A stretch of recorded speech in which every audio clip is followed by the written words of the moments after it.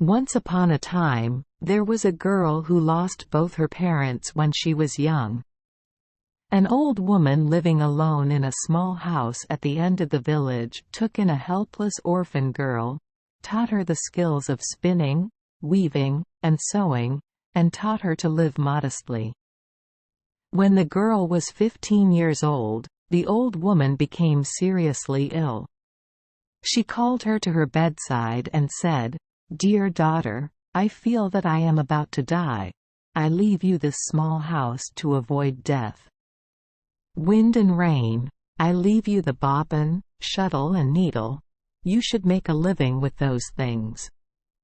Then the old woman put her hands on her head and added, "In life, good people will meet good people." After speaking, she slowly closed her eyes and passed away. During the funeral, the girl walked close behind the coffin and cried bitterly. She thoughtfully fulfilled her duty to her deceased adoptive mother. From then on, she lived alone in a small house. She worked very hard at her business, spinning, weaving, and sewing. Thanks to her grandmother and number 39's blessing, she did well in business. It seemed that the fibers in the house kept multiplying on their own, and as soon as she finished weaving a scarf or a carpet or sewing a new shirt, suddenly a customer came asking to buy it and paid a high price, so she did not never found herself in need. Not only that, she also helped other poor people. At that time, the prince was traveling around the country to find a wife. The prince does not want to choose a poor person, but he also does not want to marry a rich person. He thought to himself, "I have to choose the richest person but at the same time the poorest person." When the girl arrived at the village, as usual the prince asked who was the richest person in the village and who was the poorest in the village. First, the villagers told the prince the name of the richest person in the village. They told the prince that perhaps the poorest person in the village was the girl who lived in the small house at the end of the village. The rich girl was sitting in front of the door, dressed cleanly and neatly. When the prince came, she stood up to greet him and bowed shyly to him. Seeing her, the prince didn't and #39 say a word and just kept writing. When the prince arrived at the poor girl and number 39's house, he did not see her standing at the door, but sitting inside. He stopped his horse, looked through the sunny window and saw the girl sitting next to the spinning wheel, diligently spinning. The girl felt like someone was looking at her. She raised her eyes and saw that the person looking at her was the prince. She blushed, looked down and continued spinning. I Don and number 39's know whether the yarn spins evenly or not, but the girl keeps spinning until the prince disappears. Then she walked to the window, opened it and said, "Why is it so hot in the house today?" Standing by the window, she raised her eyes and followed the prince and number 39's shadow until he disappeared. She went back in to continue spinning. Suddenly she remembered a song that her foster mother used to sing while spinning. She sang to herself, all the time, please go, tell the soldiers to remember to come back to visit their hometown." Do you know what happened?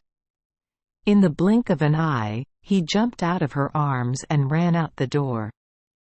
She stood up in shock and looked after her. She saw him jumping out into the field, dragging behind her a shiny golden thread. In the blink of an eye, she could no longer be seen.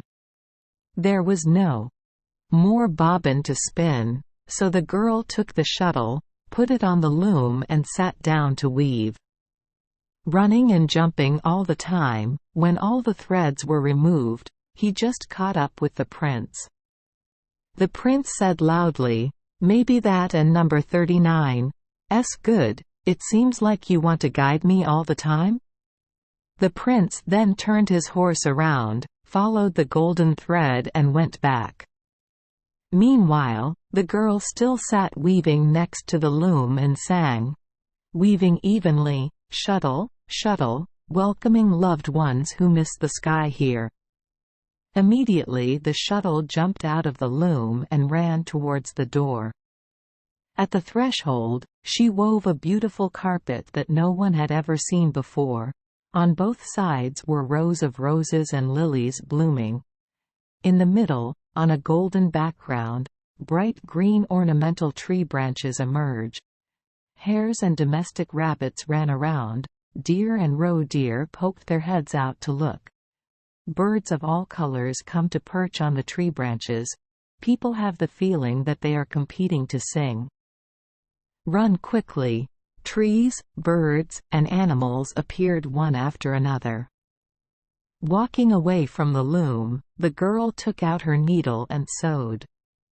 While sewing, she sang, "Dear needle, sharp needle, beautiful needle, Kim and number 39's house is cleaned to welcome the person she loves."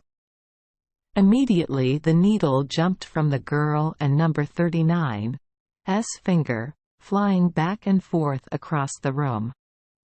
And as quickly as lightning, as if a fairy hand was helping, the house was clean. The table was covered with a blue cloth, the chairs were covered with green velvet, and the window now had silk curtains hanging. Kim had just finished giving the last injection when through the window the girl saw a glimpse of the prince. Along with the golden thread, the prince was brought there. The prince got off his horse, walked onto the carpet and entered the house. The prince entered the room and saw a girl standing there dressed simply but looking elegant and noble like a rose standing among wild thorns. The prince said to the girl, "You are indeed the poorest girl, but you are also the richest girl. Please allow me to welcome you back to the palace to meet the king and queen." She didn't and #39 say anything, just put her hand on the prince and number 39's hand. The prince kissed her hand, then rode the horse back with her to the king and number 39's palace. The wedding was held lavishly and happily. The thread, diamond and needle were carefully preserved and displayed in the king and number 39's palace as beloved keepsakes. Thank you for joining us for today's fairy tale.